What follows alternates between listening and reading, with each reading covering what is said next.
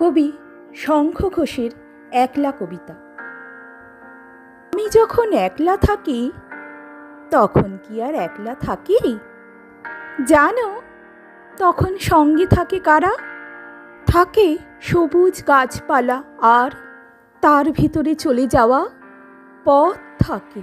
ঠিক যদি দিই সারা, একটা আছে কাঠবেড়ালি, আমার দিকে তাকায় খালি, এদিক ওদিক টানতে থাকে আমায়।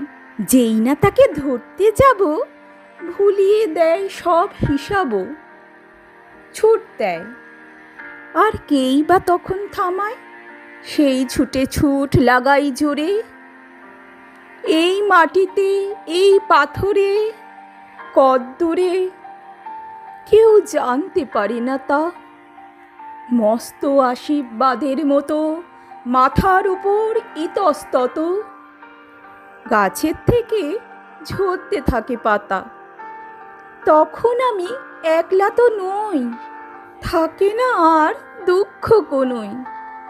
শালবনি বা তাল সুপারি বনে ঘরবার সব এক হয়ে যায়, চুপ থাকাটাও বাজনা বাজায়।